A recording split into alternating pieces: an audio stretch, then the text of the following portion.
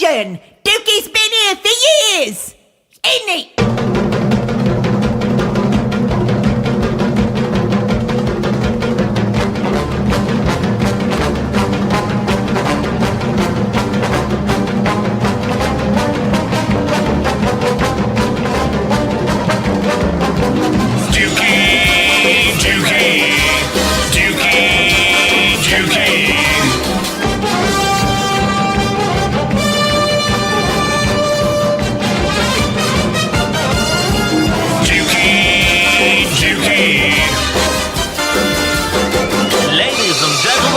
Dukey Radio Show. Hello, hello, hello, hello. That is one hello more than what RuPaul does when he's male RuPaul. Hello, hello, hello. Greetings, it's been a long while. Hello, Marsha McDonald. Hey, Dukey, everyone, what up? And Easter hugs and kisses and all that good stuff to Sylvia Silversmith. Well, you too, Dukey.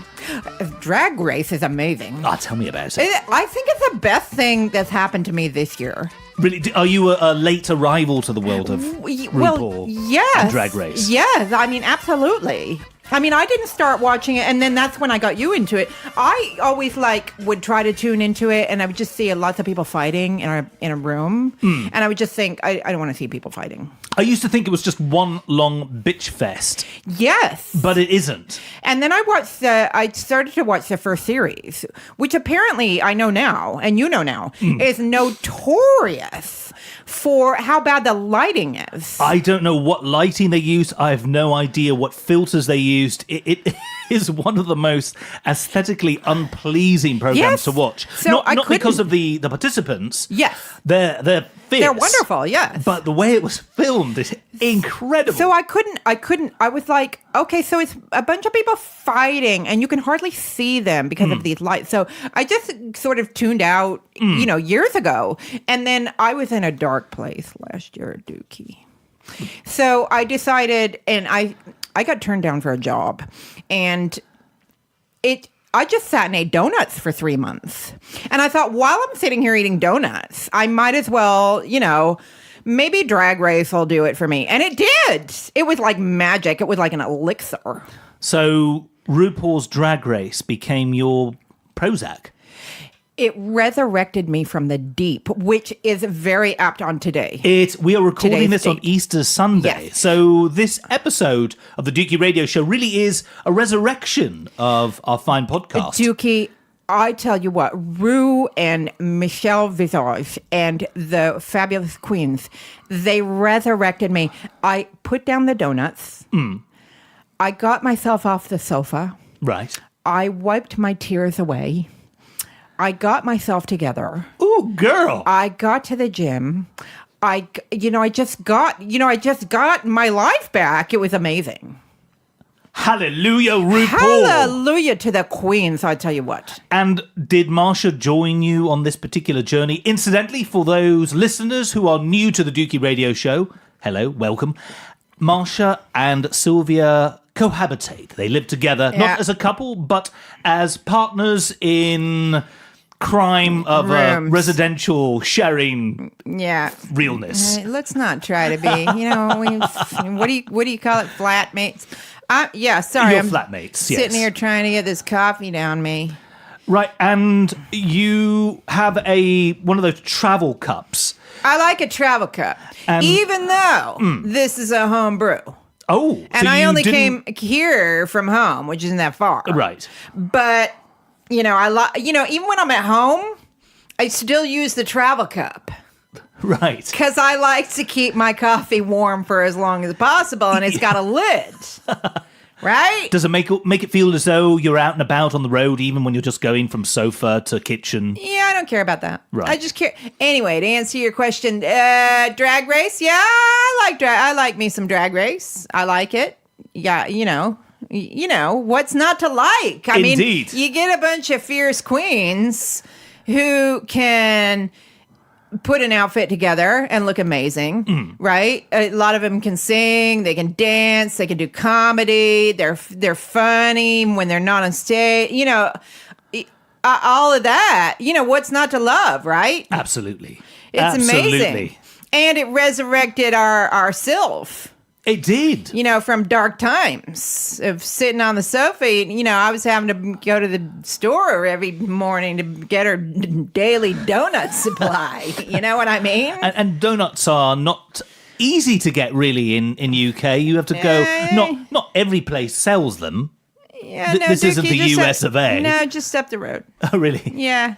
So had to get her. I felt like I was supplying her with drugs or something. Like she had to have them. And then you're in that kind of conundrum of, do I want to feed this terrible habit? But if I don't, she's going to fall apart. So, it's kind of a train spotting deal, but instead of smack, it was like Belgian chocolate. You know what I mean? Choose a donut. Choose life. Well, Dukey, I chose the donuts for a while. Oh, chose them for a while, Dukey.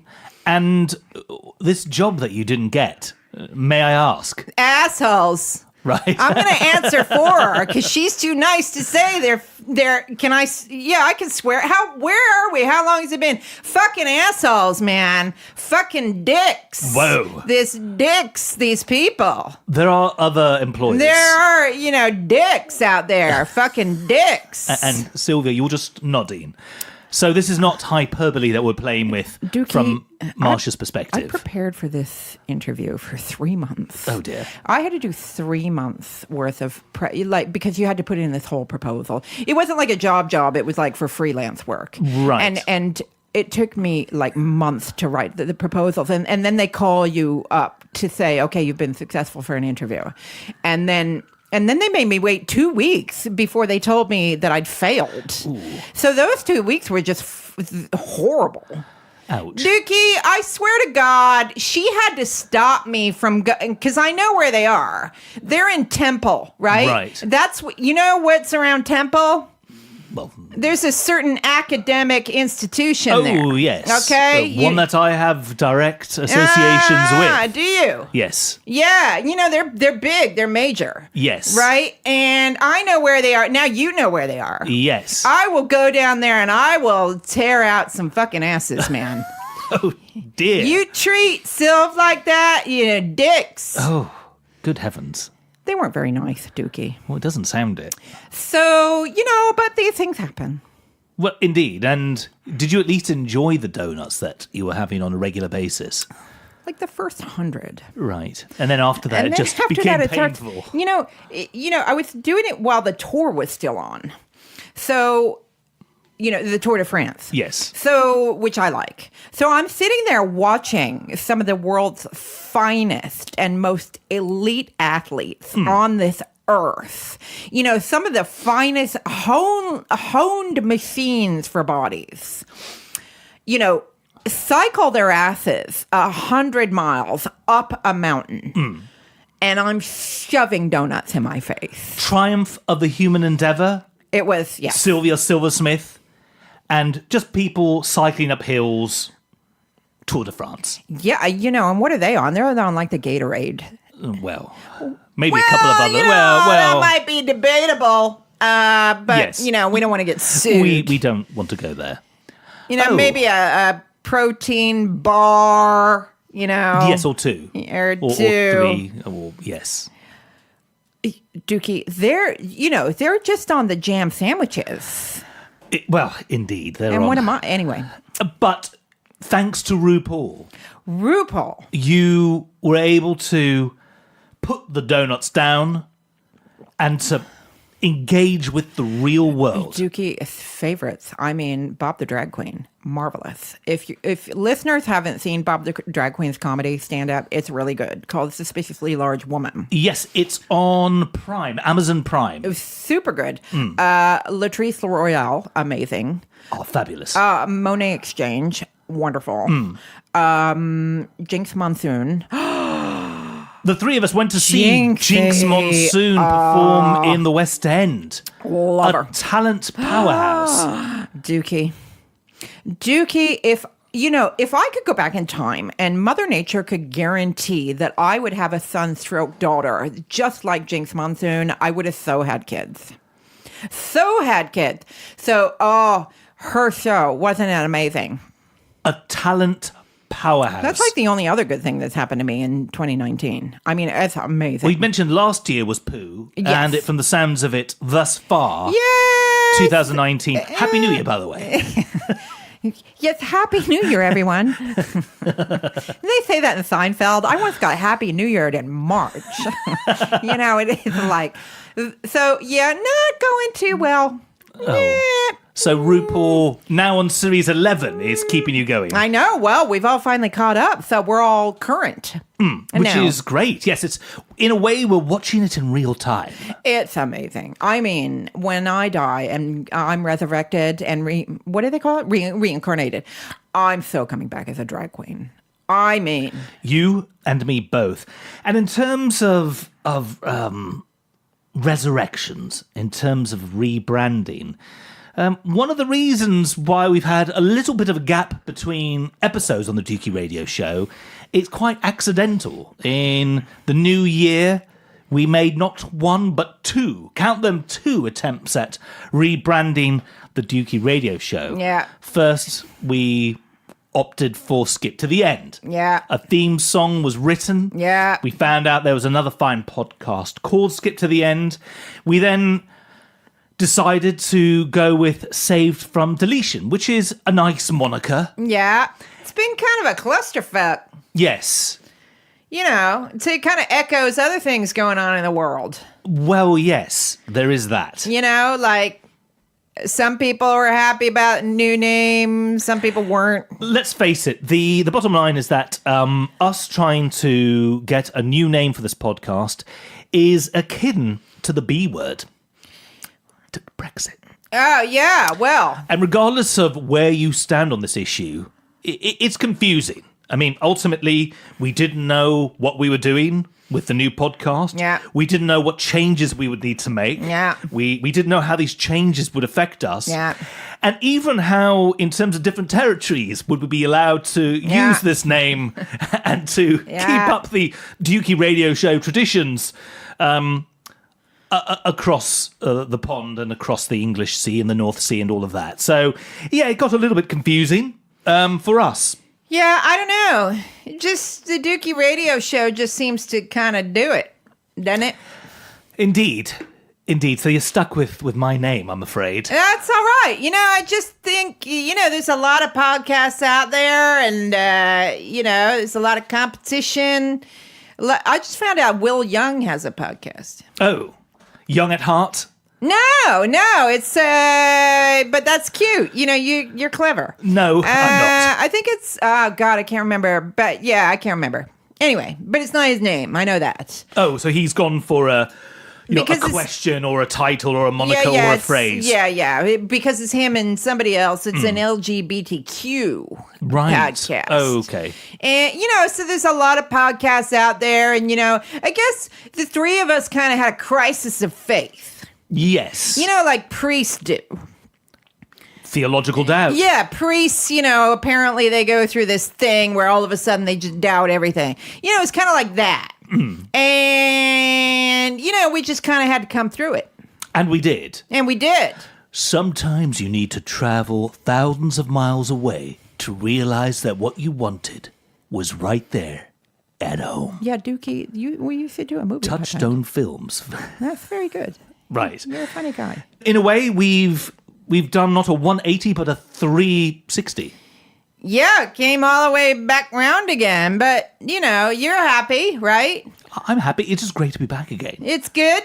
Which is very, very, very nice. It's very good. And in terms of things coming back again, I've been struck with a recent trend in the world of cinema and in the world of theatre. Yeah.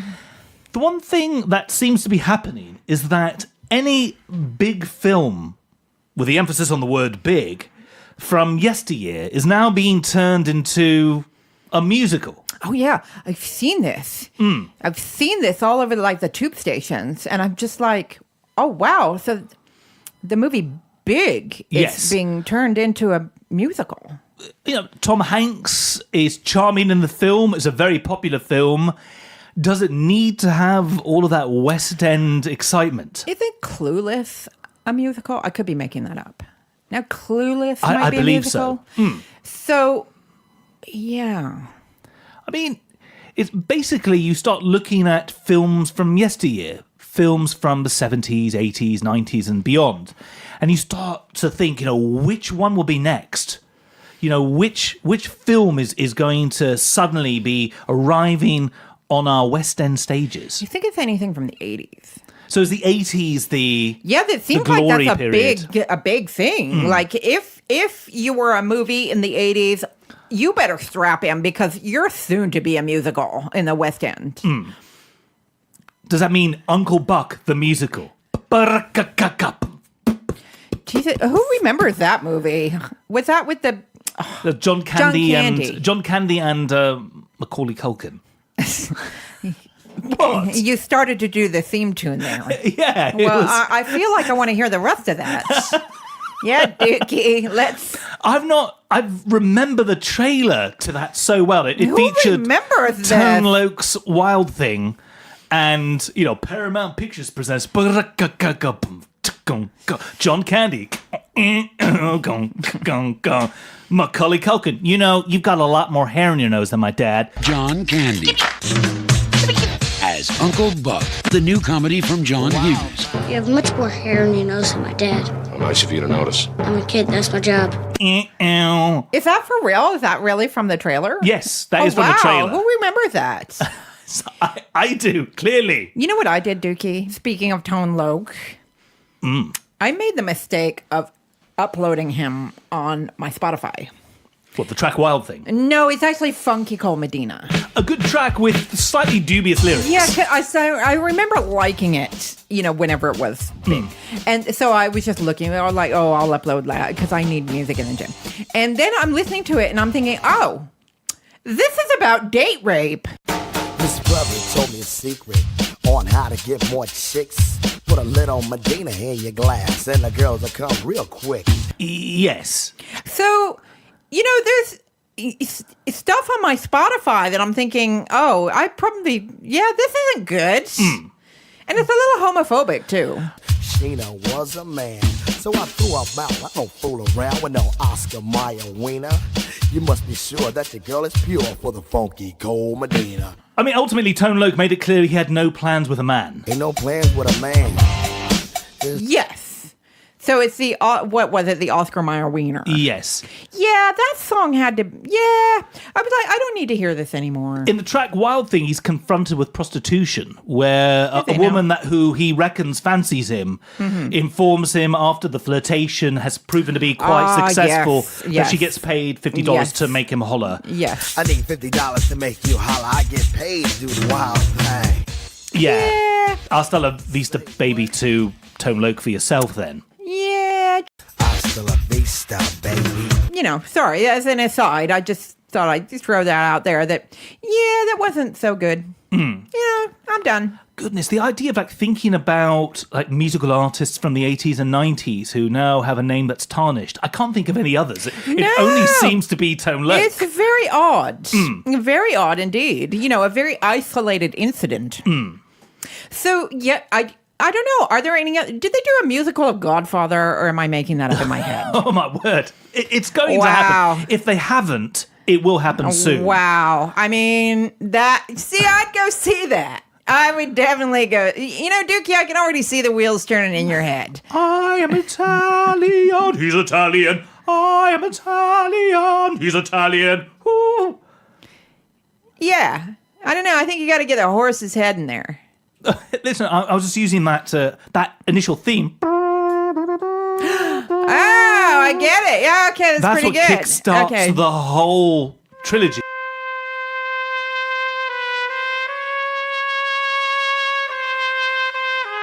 I haven't seen that movie in a while, so... I have incredibly fond memories of it, and in the back of my brain, and indeed the front of it, and the bits to the side, it's a masterpiece. Yeah. Coppola delivered the goods. Yeah. I'm reticent to revisit it because I don't want it to have dated, but something tells me it's still going to stand on its own 2 feet and on its horse's head. I'm trying to think about it. So they did Big. They've done Clueless. They've done... Obviously, Mamma Mia really kick-started the whole trend. Yeah. But that had music in it already. It was Yeah, they had music a film in it with already. music. Whereas, Yes. Big, apart from the scene in which Tom Hanks and Robert Loggia? Yeah, I don't Robert know. Loggia. Robert Loggia, a man with a Mediterranean surname. Right. And he are dancing on that huge Yes. piano. The iconic scene. Yes. And Robert Loggia. I Yes. think it's Robert Loggia. Yes. Anyway, Anyway. that's the only musical scene in it, if memory serves. So, like a lot of these things, you need to add music to it. You need to take a line from the film, and that becomes a song that's specifically written for the new musical. What other musicals are they doing? I mean, the one thing is, the 1980s, obviously, films like Big lend themselves to it. Yes. Uncle Buck probably wouldn't, but there's some way to Yes, because you're make the that only work. person on earth that remembers that movie. It's a well-loved film. I mean, it's Okay. a popular film. Okay. It wasn't up there with Home Alone Yes. in terms of popularity. Yes. Home Alone could easily become a musical, I suppose. Yes. Who's that knocking on my door? Who's that knocking on my door? I'm alone. That kind of thing. What the listeners are going to miss there is a little musical flourishes, the dramatic hands. Not like jazz hands, but like musical hands. I mean, personally, I feel that the people who put these musicals together Yeah. and who are inspired by cinema need to go back a little bit further to the 1970s Right. and The Omen. Was that the 70s? 1970s. Oh, okay. Mid-70s for the first one, later 70s for the sequel. Oh, okay. And I think early 80s for number 3. Dukey, you can't make a musical out of that because I saw the first minute of that and I about wet my pants right there. It's a scary film. Are they going to make a musical out of that? Well, they could. Okay. Like in my head, they've Yes. already done it. Yes. And the fact is, the Dukey radio show is no stranger to musicals. A couple of years ago, 2016, the lovely Ben Wood, dear friend and a friend of the Dukey radio show, Yes. past guest. Yes. We spoke at length about a Lionel Richie themed musical. All Night Long, in brackets, feel good. And 2 feel-goods. Yeah. Wow. It may have So, been one. I may have embellished it since. Can I get 2 tickets for all night long feel good? Yes. Is that what you have to do like when you go up to the box office? Yeah, if you Okay. just say all night long, they They will won't They will know. know. They won't know. It's really the feel good's important. Yes, okay. Maybe when Ben and myself were exploring the options of what would be involved, it may have been just one feel good. But do check that episode out. It's from 2016. I don't remember the exact month. And we went deep.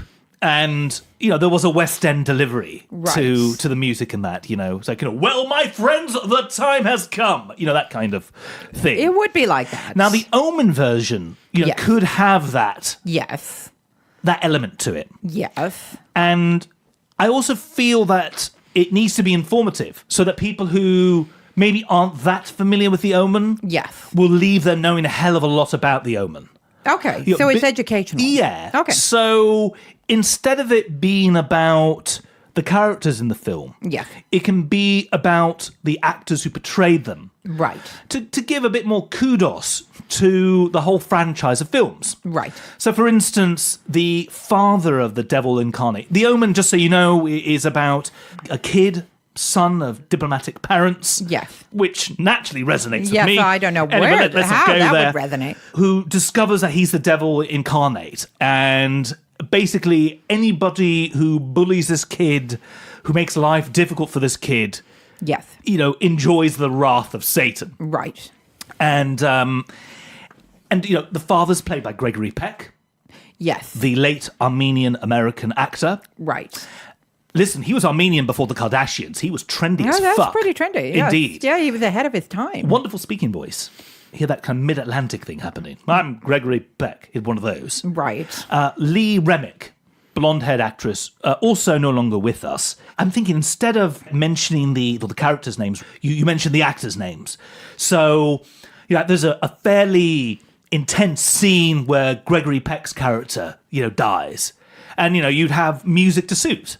Yes. So, heck, Gregory Peck, he's just died. Oh my, heck, Gregory Peck, where is he? He's dead! Dukey, you're like Andrew Lloyd, what's it? Andrew Lloyd, B-52s. This Yeah, all sounds I mean, a little yeah. bit Mr. Schneider. Oh, yeah. You're like Andrew Lloyd Webber and Mr. Schneider. Yes. Yeah. You're like they had a baby, Indeed. which is weird. And there's a great scene in that film when Damien Omen, Yeah. the devil incarnate, when he starts to realize that things are not so godly, he realizes that there's a mark on his scalp, Right.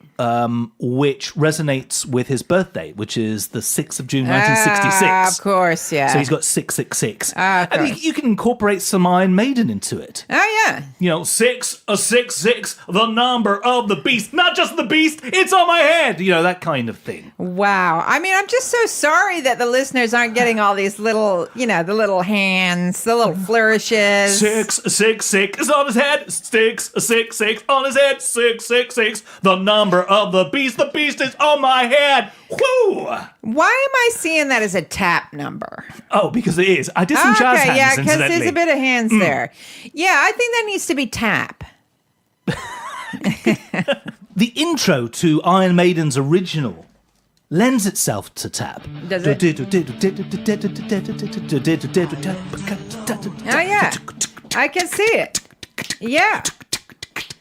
You can maybe even get some audience participation into it. With like Get somebody to, direct it with a baton. Oh, yeah, that's good. Everybody's got to be wearing like bowler hats. Oh, absolutely. Yeah, and Absolutely. like taking them on and off and doing all the and when they take them on and off, like I don't know, like you'd have to have the technology for this, but they have like a 666 light up across their foreheads or something. Yes, and maybe a little bit of comedy. Yeah. Whoa, Damien, bad haircut. Check this out, Lisa. Ah! Because she just saw the 666. Okay, yeah, that's good. I'm going to see this. I'm definitely going to see it. Absolutely, absolutely. I mean, there's a scene in The Omen where somebody gets beheaded. So there must be a song, about losing your head. Like in the head Over heels. Oh yeah, and the head can roll off into the audience. Yeah. Like Absolutely. somebody catches it, like at a baseball game. In order to, reap some of the big 1980s retro dollar, pound, there are other currencies. Yeah. You could even have some like 1980s songs in it, which in the case of Number of the Beast, we are doing. That's an early 80s concern from Iron Maiden. You could have, for the beheading scene, Tears for Fears, Head Over Heels. Oh, yeah. Wonderful track. Yeah, that's good. And then that could also be the background music to a bit of romance, where Damien's character has a bit of puppy love. Oh yeah. Sir Lloyd Webber, whatever the hell you call him. If you're listening, you want to get in touch. Absolutely, because yes. you two are just you're made for this. And get crap. Mr. Schneider from the B-52s Oh, in, yeah. to be the narrator To of everything. Yes. Okay, yeah. It's like, hi, everybody, welcome to the West End. This is a different kind of show. Does anybody remember The Omen? It doesn't matter because in the next 2 hours, we're going to tell you all about it. Follow me! Boom. And then he guides you through all of the omens. Oh, yeah, okay. That's, yeah. And the ticket prices in my head have just increased by about, 20 pounds right there. They started off being like 40, now they're 60. Yes. Pretty soon it's going to be 70. You got Fred Schneider, man. I mean, Yeah. And it's got to be at a big theater in the West End, right? Oh, huge. Yeah, massive. Huge. Yes. Shit is going to get real. Yeah, I'm going to see it. The only thing I'm not sure how to tackle is, you had Damien Omen in the first one, aged roughly 9 or 10. I think it was 1975, 1976 or so. Around that time, the first film came out. And the second one would have seen him, being a couple of years older. I think it was maybe 78, 79. Again, there's a thing called Google. You can use it. And in the early 80s is where we have the final installment in the trilogy, where, it's many, many years later. And Sam Neill, the Kiwi-born actor, plays Damien Omen. And Sam Neill, wonderful actor, have no issue with him at all. But I seem to recall that the third installment is not great. A bit like The Godfather. Right, okay. Or like Jaws. Oh, goodness. There's one of the installments of Jaws where the wife of Roy Scheider's character the one who played the policeman, goes to the West Indies, and the fucking shark follows her all the way down to the Bahamas. Yeah, that's stretching it. It's stretching. Michael Caine premise. might possibly have been in one of those. That's stretching it so hard that it's going to break. Oh, you're not wrong there. But I don't know, how do you... I mean, you could also just treat it like the elephant in the room, and to acknowledge that elephant called the Omen 3. There is something that is more frightening than being the devil incarnate. It is the reality of this thing, a bad sequel called Omen 3. I think that's genius. Because it's kind of, sending up something that is bad. It's like the elephant in the room. It's like RuPaul will mention the lighting in the first couple of series. He references it quite a bit, yes. Just to say, yes, we know how awful it is. And it's funny. Very funny. Dukey, I have a slight problem. Hit me. I've made a vow to myself never to go to the theater again. So I won't be able to see your charming musicals if I follow through on this vow that I've made to myself. What if I got you free tickets? Or discounted tickets? Seeing as it's you. I went to see some theater last month that was so bad that I wanted to actually chew off my face. Oh, dear. It was so terrible. And the thing is that the person I went with, he knew the guy who had written the play. It was like one of these small community type things. We're not talking West End here. And so we went to the bar afterwards, and I didn't think that we were going to bump into the guy who wrote it. Oh, dear. And we did. Oh. And I thought to myself, well, I won't say that it was great because I don't want to lie to people. And so he shook my hand and he was really sweet. And I just said, thank you very much for having us. And then he uttered the words, "What did you think?" So what did I say, Dukey? It was powerful. I said it was, see, now you're really diplomatic. Why didn't I say that? I lied out my asshole. I lied so hard, Dukey. I said, it's brilliant. It's the best thing that I've seen since the Omen the musical. Yes, I should have said that. So yes, Dukey, that's when I made a vow not to, because I've had some bad theater experiences lately. So, but your musical, yours and Mr. Schneider's and Sir Hoodly Doodly Weber, whatever he's called, I think it's just a work of genius. It needs to be done, and it will be done. It will make this year better, Dukey. I think the horror genre is not as well represented in the musical world as it could be. Yes, see, and I don't do horror because I'm one of these overly sensitive people that, really get scared. Like, I won't sleep for like a week. So, but if it comes with a big tap dance number, fabulous. Yeah, absolutely. I mean, how amazing. Romance as well, romance. The devil incarnate fancies this girl, and is that who actually, knows what's going to happen. What actually happens in The Omen? That doesn't happen, but we need to modify things for the musical. Yes. Okay, so if it's a spoiler alert, kind of get over it. Well, I mean, what happens in The Omen is that by the third installment, rather, it's likely that Sam Neill's character must be in his 40s by that stage, that he's going to become president of the USA. Oh, Dukey, let's not even go which could be prescient. I was just going to say, can we just leave that on the word prescient? Let's not take it any farther than that. Yeah. Springtime. Cleaning. Dirty. Vickers.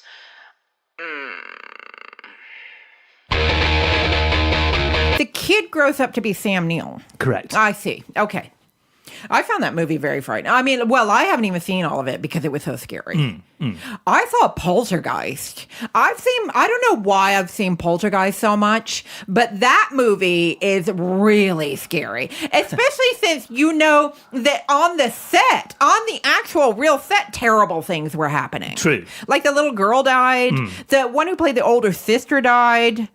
And then, speaking of sequels to that, have you seen Poltergeist 3? No, I didn't realize a third... I didn't know there was one. A third film had been made. Oh my God, you need to see Poltergeist 3. Poltergeist 3, nobody from the original's alive. Yeah, well, no, exactly. And there's an old man in that who's kind of like the Poltergeist in human form. And I don't know who that actor is, but he is not even human. I mean, I think they really went to the bowels of hell to hire this guy. He was like 98 then. And, he can't be alive anymore. He was so old. And he, like he would walk up this beautiful suburban street, like whistling like some cheery song. Oh, see that I've got a chill going down my spine just describing it. And I watched that movie when I was just a kid, and I was like, this is the scariest thing I've ever seen in my life. So, they could do a musical of Poltergeist. They're here, oh my God, they are near, that kind of thing. It just comes naturally to And that you, was a bit doesn't it? ropey, let's face it, but I'll keep it in there. Did you see the movie The Entity? That was scary. I vaguely remember a scene in which a naked woman was being possessed by an invisible it was presence. Horrible. I guess in the 80s, Poltergeists were big. Listen, they never went out of fashion. I guess they never went out of fashion. Yes, Dukey, musicals, I think you need to get in on this whole little trend here. Christ, it's a poltergeist! Wow. And one thing that came rather unexpectedly to a good friend of ours is a change of office with a difference. This poor person. Yes. I mean, Yes. talk about a demotion. With the emphasis on the word motion. Dukey, this friend of yours, so they've worked for this, and it's weird because it's kind of in the world of academia too. Yes, it is. There must be something about working in, and I love academia, but there must be something about working in it that is just turns people. I mean, examining what happened to our mutual friend, and we will get there. Work with us. We are on a journey to tell you what happened to this poor guy's office.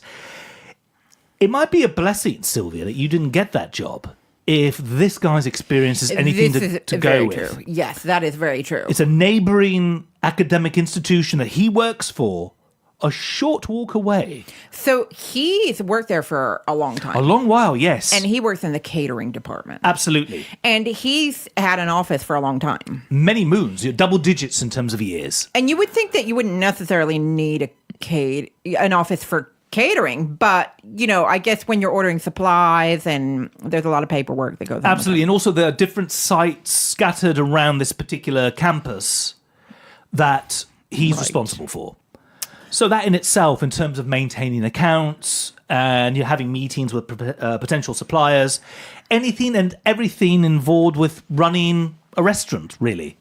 Yes, okay. Needs to be kept in the office, and the office is an important place. Yes. So then they went through a restructure. Yes. This particular department. Indeed. Just following the granting of investors in people status, which is all about companies being very centered around the needs of their employees. Yes, I've worked for a lot of organizations who do that. You have to go through a lot of stuff to get investors in people because you have to show how invested you are in the people that work for you. Indeed. And this place is invested in their employees in a different kind of way. They added something special to this person's working environment. I don't even know what the hell that means. What the hell does that mean? Okay, the short version of the story is this poor person's office was moved, and the new location is a locker inside a lavatory. I mean, basically, from the toilet seat, you can see the locker and the little desk where our dear friend has his business belongings. He was moved to a toilet. They took him out of his office. Or added a toilet to the new cubicle. And they put a toilet in it. No, they right. So they moved him out of his office. Yes. And they moved him into the bathroom. Yes. And it's got a locker in it. Yes. The locker is where he keeps all of the paperwork. There might be a filing cabinet next to it. Wait, so his office, it has an actual actual toilet in Yes. it. Does it have a sink? Yes. It has a sink. Yes, it's a fully functioning lav.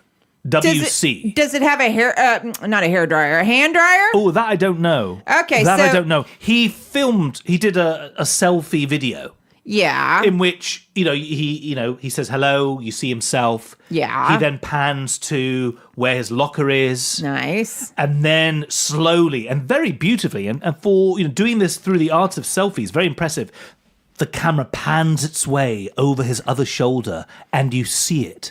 The toilet in all of its ceramic majesty. Oh my good golly gosh. And then he narrated this bit of footage. Yeah. And said, people literally shit in my office. Oh my His words. Yeah. So they said to him, good morning. You just a little heads up. You've got a new office. Correct. And let us just show you where it is. And he says, that's okay, I already know it because I use it all the time. I'm not entirely sure how familiar he was with that particular facility. Right. Yeah, maybe on a different floor. I get the idea that he was moved to another floor. So this wasn't what the Canadians call a washroom that was familiar to him. So he went to, go to, office 2B or go to, the first door on the right downstairs. Right. And then he here's your new arrives and then the office. toilet is there and then Wow. sees the locker. And Which is weird because, just for mere pedestrians who want to use the toilet, you're then looking at someone's personal belongings. So does he have a desk? that he only panned so much.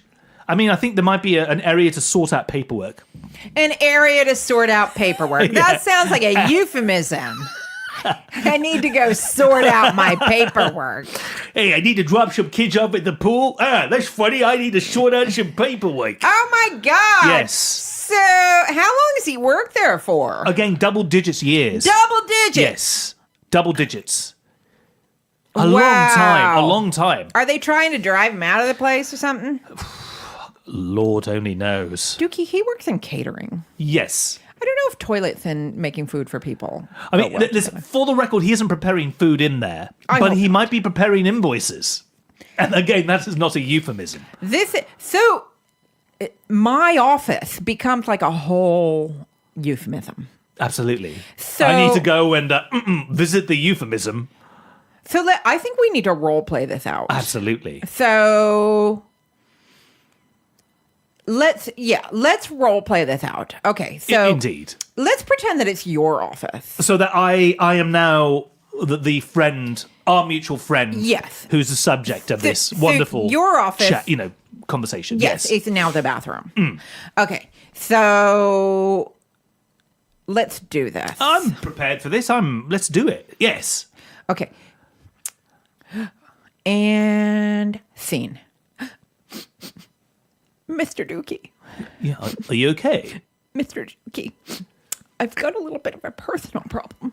And I Okay. was wondering, it's just that I've just found out that my partner is cheating on me. And Oh dear. I was just wondering if we could talk privately in your office. We can go and have a chat in the office, of course. The only caveat is somebody's going to be accompanying us there, and he's going to take a shit. Yeah, like that. Yeah. Yeah, there's got to be others, right? Let's. Well, I just imagine that he's in the office. He's, going through his locker, digging out some purchase orders to hand over to accounts. So he's in there. Or I'm in there. I'm in there, going through my purchase orders. I need to give them to accounts. I'm sifting through my paperwork, and then suddenly there's a knock at the door. Yes. Excuse me, Yes. Mr. Dukey. Yes. Yes, do you have those purchase orders that we need urgently? Oh, I do indeed, and I'd love to give them to I you. really need to have them now. Right. I am happy to give them to you, but I just need to wait for somebody to finish taking a big shit. Yeah. Yeah, that's good. Let's try this one. Can we try this one? Yes. Yes, come in.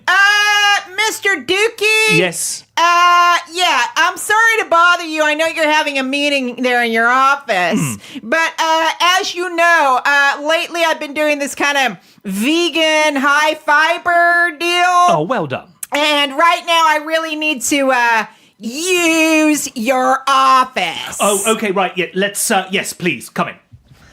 That's pretty. Do you like the big quotes that are around that? Use your office. That is in itself a new euphemism. Dukey, maybe we could get Irene involved in this. Oh, of course. Where is she? Still downstairs? She's been very quiet. I'll go get her. Is she having a nap? Yeah, did I hear me name? Hello, Irene. Hello. Happy Dukey, Easter. where the hell have you been? I've been around the world and everywhere. You're looking like a Oh, goodness. Sylvia's briefed me. Yes. Are you ready to take part in this theatrical production, Think so. Dukey's Office? I need to put it on, Dukey. I can put it on when I need to. Oh, that goes without saying. Okay, so you need to do the ringy, ringy, phony, phony noise. A ring, ring, a ring, ring. Hello, Mr. Dukey's office. How may I help you? Oh, hello. I'd like to speak with Andy Dukey if he's around, please. Yes, of course, sir. Who may I tell him is calling? Oh, it's Armitage Sourbuts. Oh, okay, Mr. Sourbutt. So just put you through to his toilet. Office. Nice. Nice. Dukey, the best part about that little setup there was you saying, you're trying to think of the name of the person who's calling. What's a toilety first name? Absolutely. Listen, I didn't go for Armitage Shanks, but... Okay, Dukey, you done with me then? Yes. Okay, I'm we're going to good. go now. Okay. Okay, fine. While you're downstairs, some tea wouldn't go, Miss Irene. No, don't. For you, Dukey, I'll do anything. Lovely. Anything at you. Yeah, I like it strong, no milk, no sugar, please. Okay, because you're sweet enough, isn't you? Oh, I'm sweet enough as I am, sir. That voice is appearing quite a bit in this episode. It is. While Irene's making the tea, I fancy changing roles. I'm tired of being Dukey. Yeah, can I Are be you up for Dukey? being me? Yeah, I want to be Dukey. Excellent. Here's one. Yeah. Dukey, listen, I just went up to the cafeteria to eat my lunch. It's too fucking crowded in there. Any chance I can go to your office to eat my lunch? Yeah, you would be more than welcome good. to eat your lunch in my office, Good. except that right now somebody's taking a shit in there. Oh. Dukey, Yes. Mr. Dukey, Yes. I'm so sorry to bother you. I'm so glad we bumped into you. We were just going to have a meeting, me and these my two colleagues here, and the meeting room's been double booked. And Oh, dear. I'm so sorry to impose. I was just wondering if we could use your office. It'll only be for an hour or so. No. I plan on going to my office and having a huge shit in there. Oh. You see, like that kind of. Yeah, absolutely. Wow. This is the thing about this, Dukey, was when I heard about it, I thought that it was hilarious. So I kind of did a little post about it on social media. Some people got really upset on this person's behalf. Yeah, workers' rights. Yeah, like people were like going to take it to the streets in the States and everything. And I was kind of like, oh yeah, actually it is pretty bad, but it's also really funny. It is funny, and also it's important to say that, our mutual friend is good-humoured about it, although it is really disturbing. The selfie footage which you saw, which inspired the post. I want to see this footage now. Oh, well, we'll show it to you afterwards. It's beautifully filmed, and it's all true. It's completely true, and the people... so I had to think to myself, oh yeah, I guess it is bad. But, sometimes bad things are funny, too. Absolutely. Tragedy really plus funny. time. Yes, exactly. And because of the person who it happened to, what's he going to do? He found it funny as well. What's he going to do? What? Work in a toilet. Basically, yeah. Yeah, work, at least, you got it right there. The sad reality of it all is that at some stage he will be asked to, get the purchase order or the accounts for, the last quarter of 2018, and somebody may be having a huge dump in there. Yeah, well, listen. delaying his, As you people know, process. I'm no Pollyanna sunshine, right? Okay, we've got the lovely Sylv here for that. I have to, you got to look on the bright side of this thing. I worked in a building the other week that was so security conscious that I couldn't get out right. of the building. You needed to show identification to leave. I couldn't get out. And so I would have been happy to have, be able to go for a piss, right? And because even going to the toilet I got locked into the toilet. Deary me. Because I went to the bathroom at break to go to the loo, right? As you do. Duh. And I didn't realize that you needed your visitor pass to get out. Oh. So I had left my visitor pass. So I was trying to, and I was like, oh my God, this is so embarrassing. So I'm like smushing my face up against the glass in the door and like knocking on the door. Let me out. For somebody to let me out. Oh, dear. And the funny thing was that a few days later, I worked in a prison, right? And, like an actual prison with prisoners, an actual prison. Animals. Yeah, I love it. Yeah, God, except it was a men's prison. So, I know. I was totally bummed out. I know, because I was really wanting crazy eyes. But anyway, I worked at a prison. The prison was less security conscious than just this office building. Can you give us a little hint? If this office, it's not a catering office at a university in London, is it? No, they're just like what are they? They're the council. Oh, right, so it's a council office. Yeah.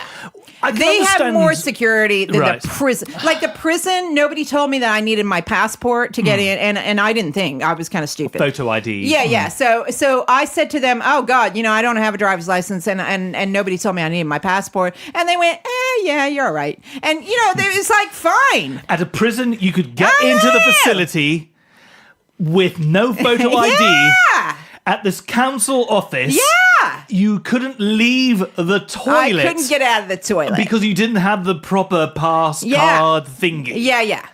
Wow. And I was like, fuck, man, what am I going to do? Right? So, So that's, to your friend with the toilety office, maybe be grateful because, at least it's convenient. At least he can leave. Yeah. Whereas, spare a thought for somebody who, what scares me is, here in the UK and around the world, it's a long weekend. Yeah. And it makes me wonder, Yeah. at these council offices, Yeah. is there somebody who's, stuck in there who can't get out? Oh, there'll be people in there right now. Yeah. Spending all of Easter. 4 days. Oh. Oh. That's a resurrection I wouldn't want to witness. That's pretty scary, Dukey.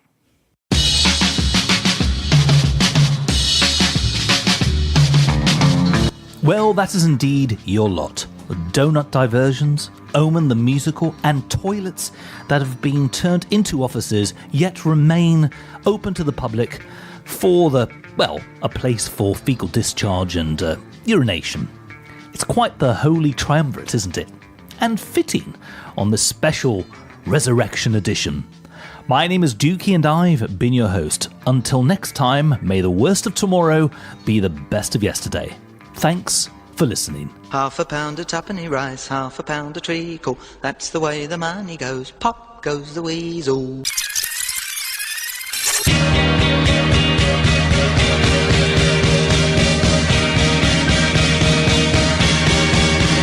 Facebook. Click on your mouse to our Facebook page. Facebook. It's easy to find, it will not take an age. Facebook. www.facebook.com/. The Dukey Radio Show, the Dukey Radio Show. The thin white Dukey is right. Click your way to the Dukey Radio Show Facebook page. www.facebook.com/The Dukey Radio Show. The Dukey Radio Show, the Dukey Radio Show. Walking in the winter wonderland. Oh no, wait. Wait, it ain't that, is it? Is it, Dukey? It's a different one. It's the one with the bunnies and the eggs and all that and the chocolate, innit? No, don't you have chocolate at the Christmassy one? No, but this is more chocolate, eh? It's all about the chocolate, eh, and the bunny and all that stuff. Except that it's sunny out and it's warm, so it's not Winter Wonderland, is it? Is it, Dukey? No, it's not. It's the one with the bunny and the ears and all that, innit?